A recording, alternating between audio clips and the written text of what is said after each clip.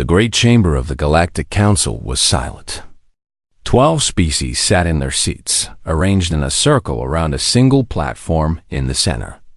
The platform was small. It was designed that way on purpose. It made whoever stood there feel weak and alone. Ambassador James Walker stood on that platform now.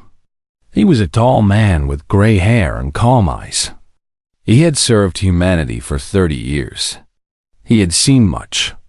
He had learned much. And today, he knew exactly what he had to do. Speaker Veltos rose from his seat. He was a Keth, an insect-like creature standing 8 feet tall. His shell was dark green, and his forearms clicked together as he spoke. The translator in James's ear turned the clicking sounds into words. "The Council has reached a decision regarding the human species," Veltos announced. His voice was cold. "After centuries of problems caused by humanity, we have determined that restrictions are necessary." James said nothing. He simply listened. "Human colony ships will be limited to a single star system," Veltos continued. "Your military will be reduced by 90%. Your trade routes will be given to more responsible species. This is for the good of the Union." Around the chamber, the other delegates nodded. The Falari representative, a cat-like creature with silver fur, smiled with sharp teeth. The Moorish delegate, a being made of flowing liquid held in a containment suit, bubbled with what sounded like laughter. James had expected this. Humanity had always been treated differently. When they first joined the Union 200 years ago, they were told they were too young, too aggressive, too emotional. They were given the worst trade deals. They were blamed for every problem. When a plague struck the Villani worlds, the Council blamed human ships, even though the investigation found nothing. When pirates attacked Falari merchants, humans were accused, even though human forces were the ones who stopped the pirates. For 2 centuries, humanity had tried to prove themselves. They built better ships. They developed new medicines. They created technologies that helped every species in the Union. And still, they were treated like children at best, criminals at worst. "Do you have anything to say, Ambassador?" Veltos asked. There was amusement in his voice. He expected betting. He expected anger. He expected humans to do what they always did, which was accept the unfair treatment and try harder. James Walker smiled. It was not the smile of a defeated man. It was the smile of someone who held a secret. "I thank the Council for their decision," James said. His voice was steady and clear. "Humanity accepts." The chamber went quiet. This was not what they expected. "We accept," James continued, "by leaving the Galactic Union, effective immediately." For 3 full seconds, nobody moved. Then the Falari delegate laughed out loud. "A bluff," she said. "Humans cannot survive without us." "They have nowhere to go," the Moorish delegate added. "This is empty talk." Veltos leaned forward. "Ambassador Walker, do you understand what you are saying? Leaving the Union means losing all trade agreements, all protection, all access to shared resources." "I understand perfectly," James replied. He reached into his pocket and pulled out a small device. "This is not a negotiation. This is a notification." He pressed a button on the device. Across the galaxy, every human ship, every human station, every human colony received the same message. 3 words appeared on their screens. "Operation Homecoming activated." "What is this?" Veltos demanded. "At this moment," James explained, "every human in Union space is beginning evacuation procedures. Our ships will leave your trade routes. Our engineers will leave your stations. Our doctors will leave your hospitals. Our soldiers will return home. Within 6 months, there will not be a single human in Galactic Union territory." The Villani delegate, a tall creature with purple skin and 3 eyes, stood up. "You cannot do this. Our economies are connected. Our systems depend on cooperation. Your systems depend on humanity, James corrected him gently. You just never wanted to admit it. He looked around the chamber at each species one by one. We asked for nothing but fairness. We received only contempt. We built your hyperspace beacons. We developed medicines that saved billions of your people. We defended your borders while you called us dangerous. And after all of that, you reward us with restrictions and insults. James stepped down from the platform. We are done asking for respect. We will build our own future, away from species who see us as less than equal. Wait, Malthus said. For the first time, there was uncertainty in his voice. Perhaps we can discuss modifications to the decree. The time for discussion has passed, James said without turning around. You made your choice. Now we make ours. He walked toward the door of the chamber. Behind him, he could hear the delegates arguing among themselves. Some were angry. Some were confused. A few, perhaps, were beginning to feel the first touch of fear. Outside the chamber, Admiral Rachel Stone was waiting. She was a woman in her 50s with short white hair and eyes like steel. She had commanded human fleets for 20 years, always under the restrictions the Council placed on them. Is it done? She asked. It is done, James confirmed. Begin the withdrawal. Rachel nodded and spoke into her communicator. All fleet commanders, this is Admiral Stone. Execute Operation Homecoming. I repeat, execute Operation Homecoming. All ships return to human space. No exceptions, no delays. Across 1,000 systems, human ships turned and began their journey home. Engineers on alien stations packed their tools and headed for evacuation ships. Doctors in alien hospitals said goodbye to their patients and left. Soldiers on the borders of Union space abandoned their posts. James Walker stood at a window, watching shuttles launch from the station. Each one carried humans who had lived and worked among alien species for years, sometimes decades. Many had friends among those species. Some had built lives there, but enough was enough. Do you think they understand what they have lost? Rachel asked, standing beside him. James shook his head. Not yet, but they will, when their beacons start failing because nobody knows how to fix them. When their crops die because they do not have our fertilizers. When diseases return because our medicines are gone. Then they will understand, and when they come begging for help. James was silent for a long moment. Then he said, that will be a decision for another day. For now, we go home. We build. We grow. And we remember. Rachel looked at him. Remember what? Remember every insult. Every restriction. Every human who suffered because of their arrogance. James turned away from the window. But also remember who we are. We are not like them. We are better. And one day, we will prove it. The last shuttle departed from Council Station Primus. Inside, Ambassador James Walker did not look back.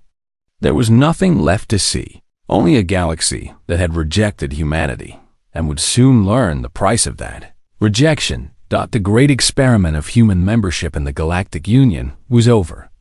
Something new was about to begin. 3 months had passed since humanity left the Galactic Union. On the Council Station, Speaker Velthos stood before his fellow delegates and declared victory.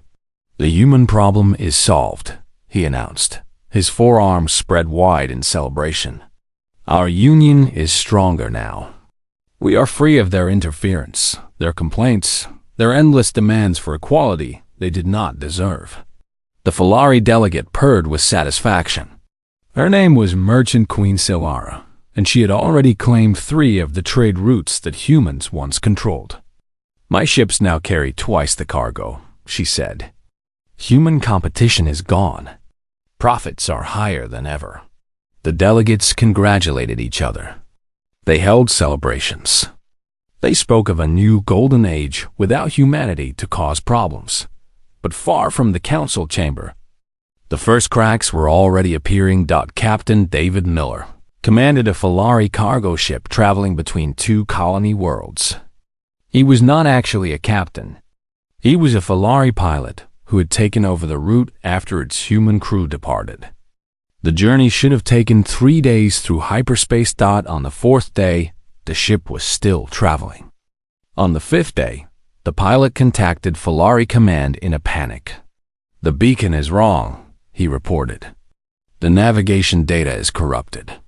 We are lost." The ship drifted for 2 more days before another vessel found them. By then, 3 passengers had died from lack of medical supplies. The cargo of food had begun to rot.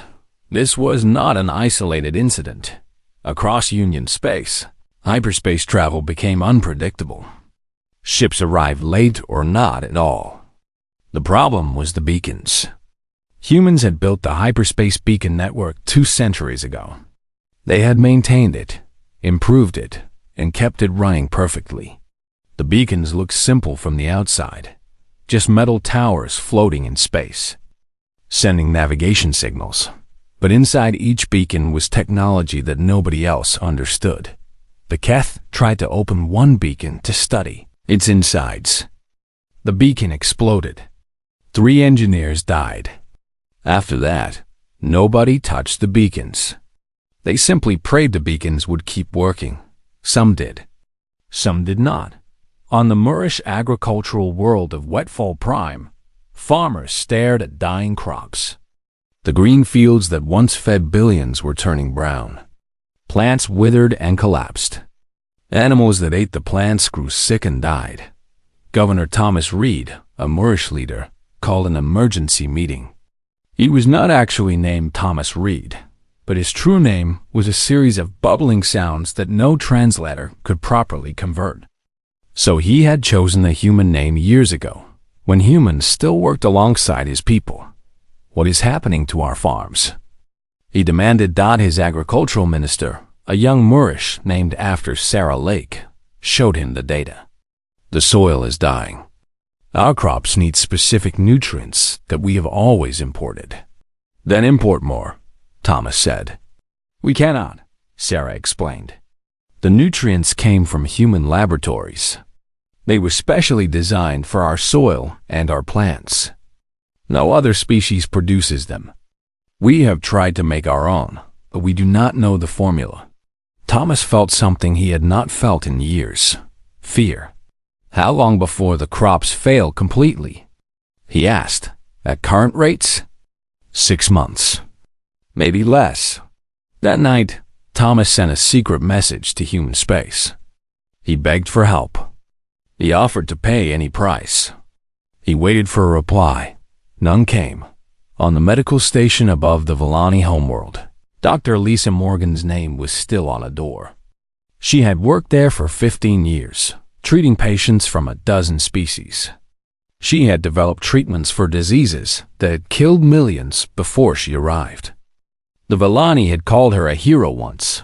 Now she was gone, and her replacements did not know what to do. A young Villani doctor named Purple Dawn, which was the closest translation of her name, stood in front of a dying patient. The patient had crimson fever, a disease that killed within days if not treated properly. "Give her the standard injection," an older Villani doctor ordered. "What is the standard injection?" Purple Dawn asked. "Dr. Morgan never taught us the formula. She made the medicine herself." The older doctor checked the computer. The formula was there, locked behind security codes that only Dr. Morgan knew. They tried to guess the codes. They tried to break into the system. They failed. The patient died that night. She was the first of many. Across the Union, the same scenes played out. Human doctors had treated alien patients with medicines that alien scientists could not replicate. Human engineers had built machines that alien technicians could not repair. Human farmers had developed crops that alien agricultural workers could not grow. Nobody had realized how much they depended on humanity. Nobody had bothered to learn what humans actually did. They had simply assumed that human work was simple, that anyone could do it. That humans were replaceable. They were wrong. On the edge of Union space, in territory that no alien ship dared to enter, Commander Emily Carter supervised the construction of something magnificent. New Horizon Station was larger than any structure humanity had ever built. It floated in space like a silver wheel, spinning slowly to create gravity. Inside, there was room for 5 million people. Parks and forests filled the interior sections. Factories and laboratories occupied the outer rings. Ships came and went constantly, bringing materials from human colonies that were finally free to grow. Emily stood on an observation deck, watching a section of the station being assembled by robotic workers. A young officer named Michael Torres joined her. "Commander," he said, "we have received 47 messages from Union species in the past week. They all want to negotiate our return." Emily did not turn around. What did they offer? Some offered money. Some offered trade deals. The Moorish offered to support human membership on the council. The same council membership they denied us for 2 centuries? Michael nodded. "Yes, Commander." Emily finally looked at him. She was a woman in her 40s with dark hair and tired eyes. She had spent her career building things for species who never thanked her. Now she was building something for her own people. "Tell them nothing," she said. "We do not respond to any Union communications." "Not yet." Some of the messages sounded desperate, Michael said carefully. The Moorish are facing famine. The Villani are dealing with disease outbreaks. For a moment, Emily felt something like sympathy. Then she remembered. She remembered being denied materials for a hospital because humans do not deserve priority. She remembered watching human colonists starve because the council redirected food shipments to more important species. She remembered the Villani delegate laughing when a human petition for equal rights was rejected. "They laughed at us," she said quietly. "They called us animals. They treated us like servants and expected us to be grateful. Now they learn what it means to live without us. Is that justice?" Michael asked. Emily thought about the question for a long time. "I do not know," she admitted. "But it is a consequence. They made choices. Now they face the results of those choices. That is how the universe works." She turned back to the window. New Horizon grew larger every day. Human ships filled the space around it. Human families arrived to start new lives. Human scientists worked on technologies that would have been restricted or stolen under council rule. For the first time in 2 centuries, humanity was truly free. In the distance, beyond the borders of human space, the Galactic Union was beginning to crumble, and humanity watched and waited and built their future with their own hands. The first cracks had appeared. Soon, those cracks would become breaks. And then the real crisis would begin. 8 months after humanity left, the wolves came out of the darkness. The wrath had always been there, waiting in the empty spaces between stars. They were raiders, killers, destroyers. Their ships were ugly things, built from stolen parts and covered in the marks of 100 battles. Their crews lived for war. They took what they wanted and burned what they could not take. For 200 years, humanity had kept them away. Human patrol ships guarded the borders. Human weapons stations watched the dark.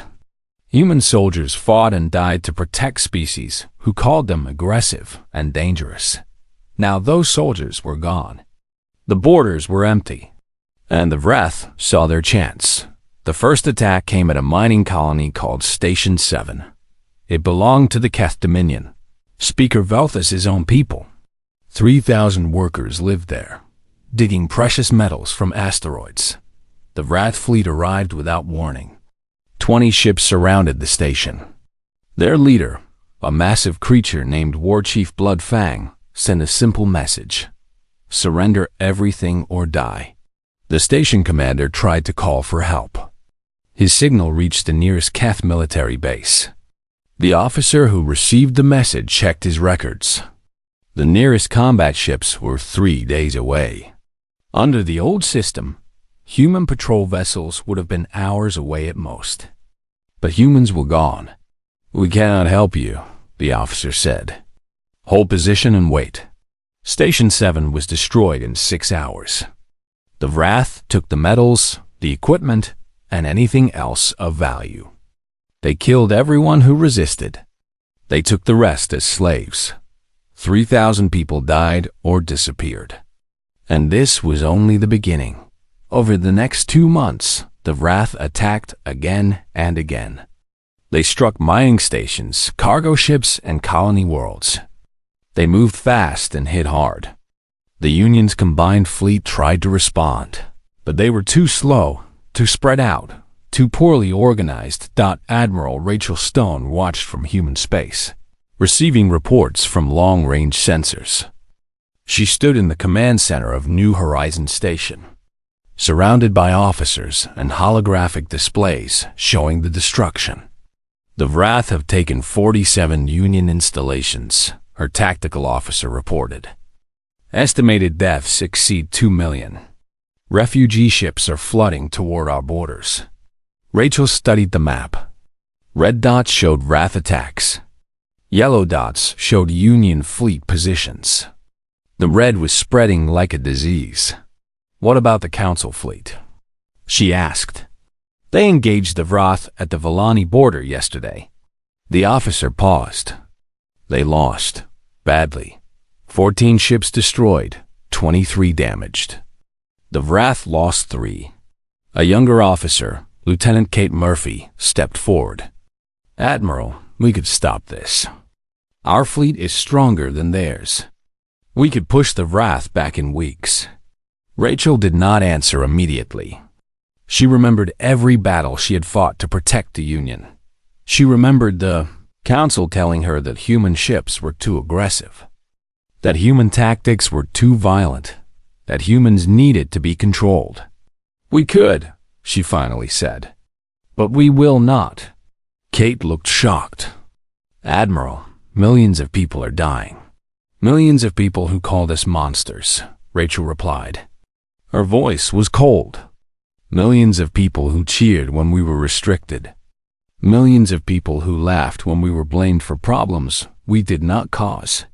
She turned away from the displays. They wanted a galaxy without humans. Now they have one. Let them defend it themselves. On the Council station, Speaker Velthos faced a room full of angry delegates. The chamber that once held 12 species now held only 9. 3 had already fallen to the Wrath. Their seats were empty. "We must do something," the Falari delegate screamed. Her fur was dirty, and her eyes were wild. The Wrath had destroyed half her trade fleet. "Our military cannot stop them alone." "Then we combine our forces," a Volani delegate suggested. "All species together." "We tried that," the Moorish delegate bubbled. "Our ships do not communicate properly. Our tactics do not match. We need coordination. We need leadership. We need—" He stopped. Everyone knew what he was going to say. They needed humans. Velthos's shell had grown dull and cracked from stress. He had not slept in days. Every message brought news of another defeat, another lost world, another 1,000 dead. "I will contact the humans," he said finally. "You?" The Falari delegate laughed bitterly. "You are the one who drove them away. Why would they listen to you?" "Because I am the speaker," Velthos replied. "Because someone must try." That night, Velthos sent a transmission to Ambassador James Walker. It was not a proud message. It was not a demand. It was as close to begging as a Keth could manage. "We made mistakes," Velthos said into the recorder. "We failed to appreciate humanity's contributions. We treated you unfairly. I understand this now. Please, Ambassador Walker, we need your help. The Wrath are destroying us. Without humanity, we will fall. He waited 1 day, 2 days, 3 days. Finally, a response came. Ambassador Walker's face appeared on the screen. He looked older than Velthos remembered. Tired. Sad. "Speaker Velthos," James said, "I have received your message. I have shared it with human leadership. We discussed your situation at length." Velthos leaned forward. "And your answer?" "Our answer is this. We offered partnership. You chose contempt. These are the consequences." The transmission ended. Velthos sat alone in his chamber for hours.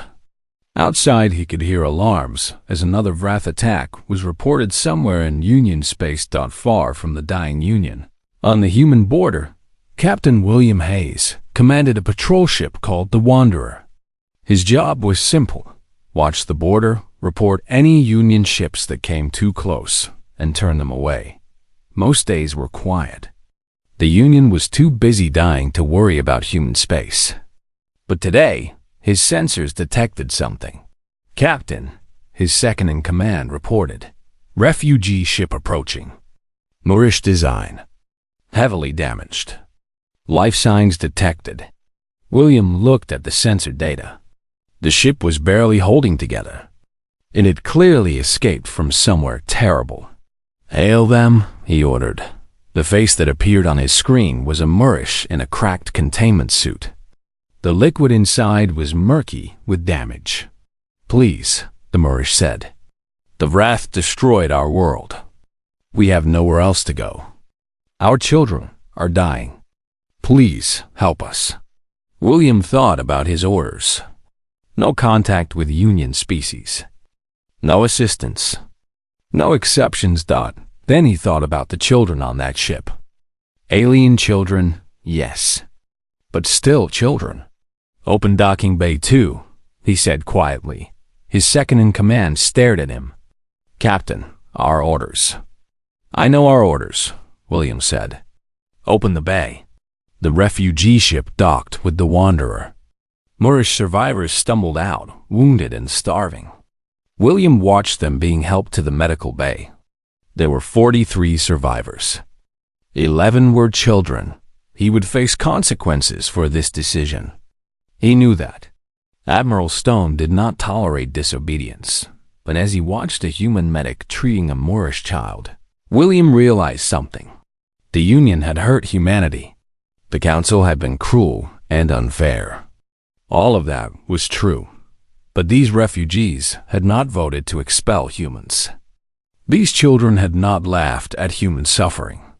They were just victims of a disaster they did not create. Maybe, William thought, humanity could be better than their enemies. Maybe that was what made them different. The Wanderer turned toward New Horizon Station.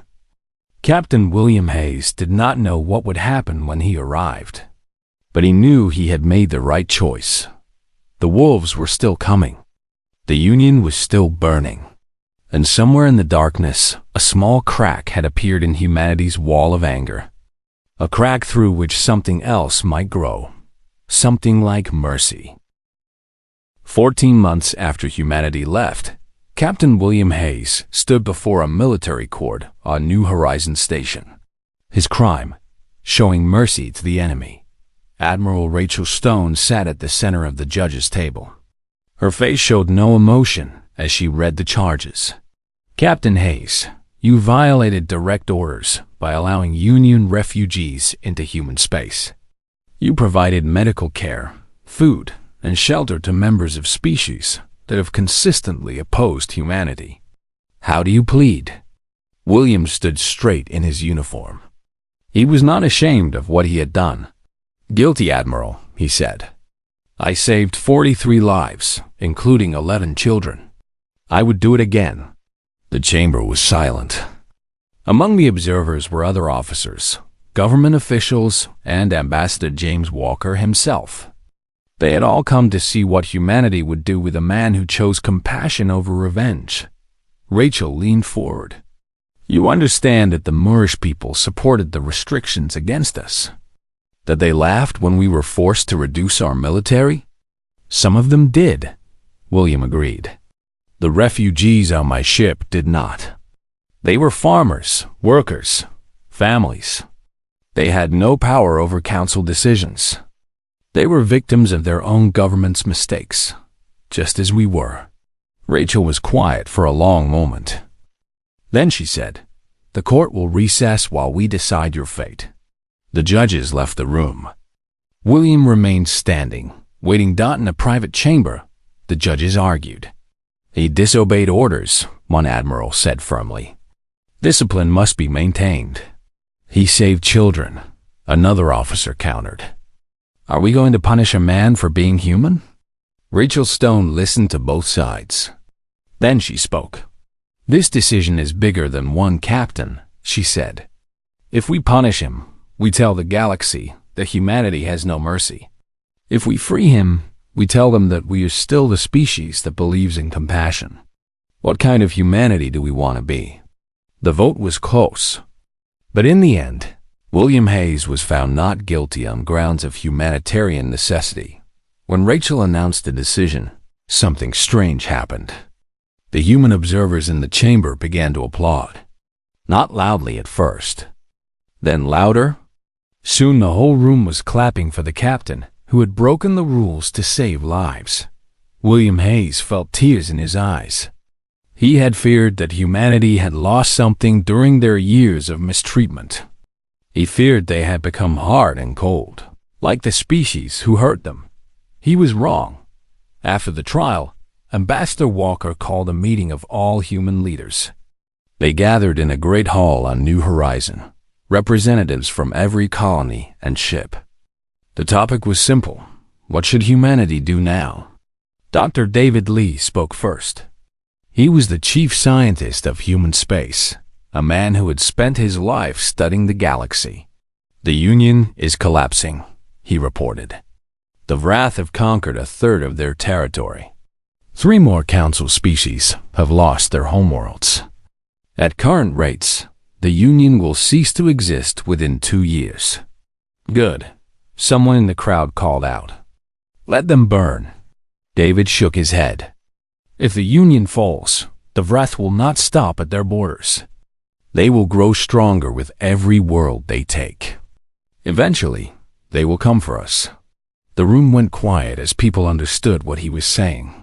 "We can stay isolated," David continued, "and face a powerful enemy alone later. Or we can act now, while the Wrath are still fighting on multiple fronts, and stop them before they become unstoppable." Admiral Stone spoke next. "From a military perspective, intervention now makes strategic sense. The Union fleet, what remains of it, could support our operations. The Wrath would be caught between 2 forces. We could win quickly and decisively. But why should we save them?" Another voice demanded. It was Admiral Robert Greene, a hardliner who had suffered under council restrictions for decades. "They treated us like dirt. They called us animals. Why should a single human die to protect species who hate us?" The argument continued for hours. Anger against compassion. Strategy against emotion. Old wounds against future dangers. Finally, Commander Emily Carter stood to speak. The room fell silent. Emily had built New Horizon with her own hands. She had led the construction that proved humanity could thrive alone. If anyone had earned the right to demand isolation, it was her. "I spent 20 years building things for the Union," Emily said. "Ships, stations, beacons. Every time I finished a project, some council bureaucrat would claim credit. Some alien official would tell me that humans were lucky to be allowed to work at all. I have every reason to hate them." She paused and looked around the room. "But I have a daughter. She is 7 years old. Last week, she asked me why we left the Union. I told her that some people treated us badly. She thought about it for a moment. Then she asked me, 'But Mommy, what if they need help now? Should we help them anyway?'" Emily's voice grew stronger. I did not know how to answer her. How do you explain revenge to a child? How do you tell her that we are going to let billions die because their leaders were cruel to us. She looked directly at Admiral Green. We did not leave the Union because we wanted to become like them. We left because we believed we deserved better. But if we sit here and watch innocent people die because we are still angry, then we have become exactly what they thought we were. Selfish, cruel, dangerous. Emily sat down. The room was completely silent. Ambassador Walker stood slowly. He was the man who had announced humanity's departure.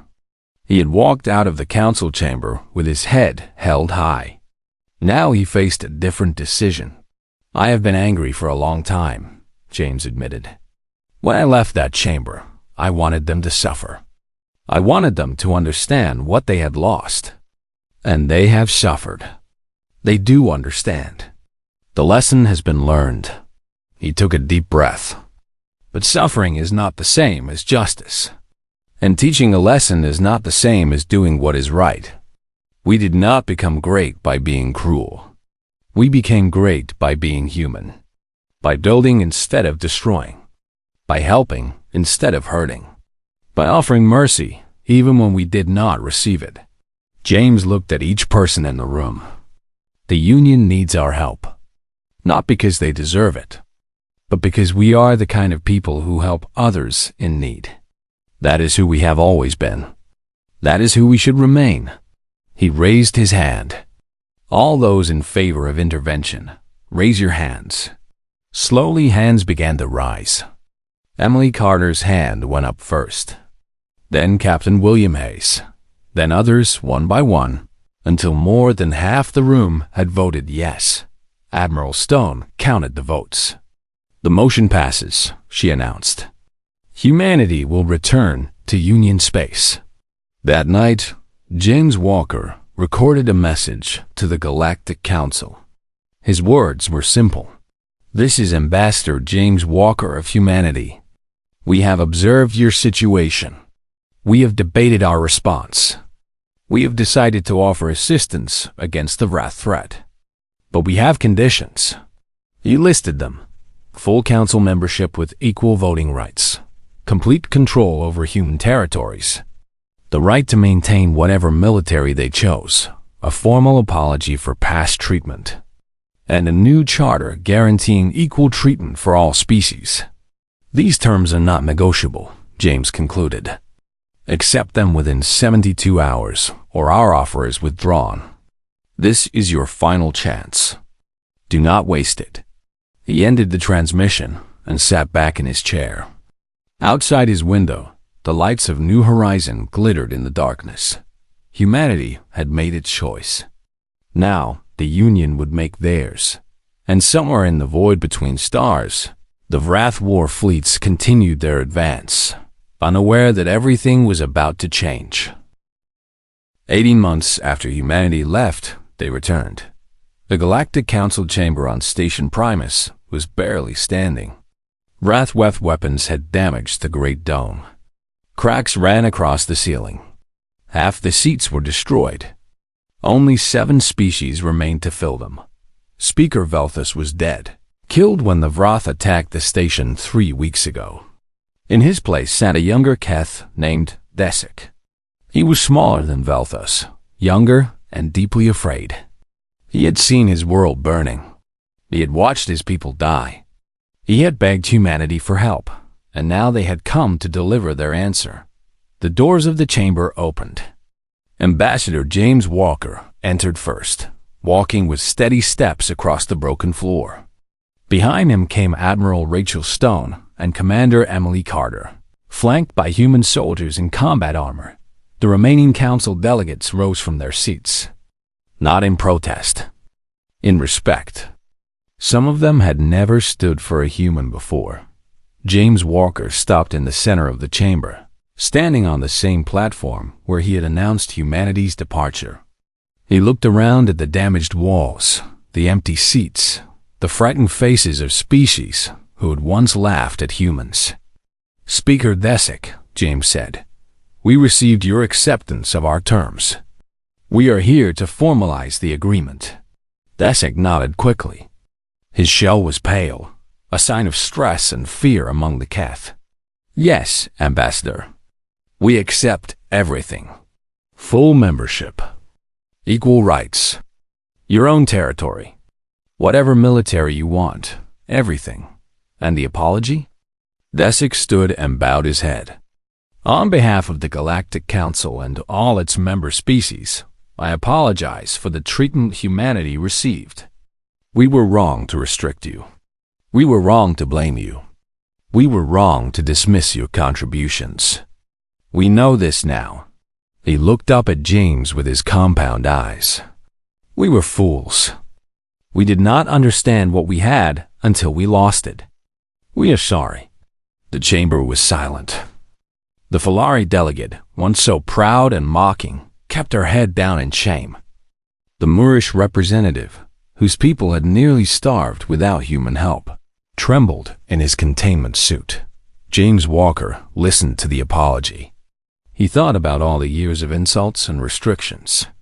He thought about human colonists who had died because the council denied them resources. He thought about the anger that had burned in his chest for so long. Then he nodded. We accept your apology. The past cannot be changed, but the future can be different. He turned to Emily Carter. Commander, present the new charter. Emily stepped forward with a document. It was not long, but every word had been carefully chosen. She read it aloud to the chamber. The new Galactic Charter establishes the following principles. First, all member species are equal. No species shall be restricted, taxed, or blamed without evidence. Second, all species have the right to defend themselves with whatever military force they choose. Third, the Council shall make decisions by majority vote, with no species having more than one vote. Fourth, any species may leave the Union any time without penalty. Fifth, the Union exists to help its members, not to control them. She looked up from the document. These principles are non-negotiable. Sign, or we leave. Desic did not hesitate. He took the document and marked it with his seal. One by one, the other delegates did the same. The Falari with her paw print. The Moorish with a drop of his own liquid. The Vallani with her three-fingered hand. When it was done, James Walker smiled for the first time in 18 months. Welcome to the new Union. Outside the station, human warships were already engaging the Wrath. Admiral Stone had not waited for the signing ceremony to begin operations. Every hour mattered. Every moment meant lives saved or lost. The human fleet moved with precision and speed that the Wrath had never faced before. Human ships were faster, better armored, and crewed by soldiers who had trained for exactly this kind of fight. Human commanders coordinated their attacks with perfect timing. The first major battle happened near a Vallani colony world. 30 Wrath warships had surrounded the planet, preparing to strip it of resources and people. They expected easy prey. Instead, they found Admiral Rachel Stone leading 20 human destroyers at full speed toward their formation. All ships, attack pattern Delta, Rachel commanded. Break their formation, then hit them while they scatter. Human weapons fire lit up the darkness of space. Wrath ships exploded one after another. The raiders tried to retreat, but human ships were faster. Within 2 hours, the entire Wrath fleet was destroyed. On the planet below, Vallani citizens watched the battle from their cities. When the last Wrath ship died, they began to cheer. Many had feared humans. They had been taught that humans were violent and dangerous. Now that violence was protecting them, the war against the Wrath lasted 6 months. Human forces pushed them back system by system, colony by colony. The surviving Union fleets joined the fight once they saw that victory was possible. Together, they drove the Wrath all the way back to their home territory. The final battle took place in the Wrath home system. War Chief Bloodfang, the leader who had killed millions, made his last stand with his remaining ships. It was not much of a stand. Human forces surrounded his fleet and destroyed it in less than a day. Bloodfang's flagship was the last to fall. As his ship broke apart, he sent one final message to the human fleet. Why? He screamed. Why do you help species that hate you? Why do you fight for those who hurt you? Admiral Stone answered him personally. Because we are human, and that is what humans do. The war was over. 1 year later, Admiral William Hayes stood on the observation deck of a new space station. This station was different from any before it. It was built by humans, Keth, Falari, Murish, and Villani working together. Its design combined the best of all their technologies. William was no longer a captain. His decision to save refugees had not been forgotten. Instead of being punished, he had been promoted. Now he oversaw the integration of former enemies into human society. Standing beside him was his first officer, a Moorish named Clearwater. She had been one of the refugees he saved 18 months ago. Now she wore a human uniform and served proudly alongside her rescuers. Admiral, she said, the new members are ready for their ceremony. William nodded and walked to the ceremony hall. Inside, hundreds of former refugees waited. Some were Moorish. Some were Villani. Some were Falari and Keth. All of them had chosen to join human society, to become part of something new. 2 years ago, William said to the crowd, "We were enemies. Your leaders called us dangerous. Our leaders wanted to let you suffer. We were separated by anger and fear." He looked at the faces before him. He saw hope there. He saw gratitude. He saw the beginning of something that had never existed before. Today, we are family, William continued. Not because we forgot the past, but because we chose a different future. A future where we help each other, where we protect each other, where being different does not mean being enemies. The new citizens took their oaths. They pledged to support their neighbors, to defend the weak, to build instead of destroy. When they finished, they were no longer Moorish or Villani or Falari. They were citizens of a new civilization, one that had humanity at its heart. After the ceremony, Clearwater asked William a question that had been on her mind for a long time. "Admiral, why did you save us? That day on your ship, you broke the rules for strangers who your people had every reason to hate." Why? William thought about the question. He remembered the moment he saw the refugee ship on his sensors. He remembered the fear in the Moorish captain's voice. He remembered the children. Because someone had to be better, he said finally. Someone had to break the cycle of hatred. Someone had to choose mercy instead of revenge. He looked out the window at the stars. Human ships flew alongside alien ships now, protecting trade routes together, building stations together, exploring the unknown together. "We could have let the Union burn," William said. "We could have watched from safety while billions died. No one would have blamed us. They had hurt us for centuries." He turned to Clearwater. "But that is not who we are. Humans make mistakes. Humans get angry. But when it matters most, humans choose to help. That is our gift. That is what makes us different." Clearwater's liquid form shimmered, a Moorish expression of deep emotion. "Then humanity truly is special." William smiled. "Every species is special in their own way. We just happen to be special at giving second chances."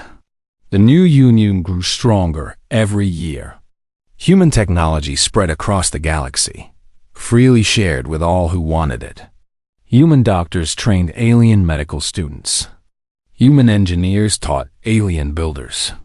Human teachers opened schools on worlds that had never had them. And in the Great Council Chamber, rebuilt and restored, Ambassador James Walker sat as the first human council speaker. He had been elected by unanimous vote, chosen by the species who once laughed at humanity. In his opening speech, he said words that would be remembered for centuries. "We did not come back to rule you. We came back to walk beside you. The galaxy is vast and full of dangers. None of us can face it alone. But together, as equals, as partners, as friends, there is nothing we cannot achieve." The delegates applauded. Human and alien stood together, united at last. Humanity had departed in anger. They returned with compassion. And in doing so, they changed the galaxy forever. The story of humanity was no longer about suffering and rejection. It was about hope, forgiving,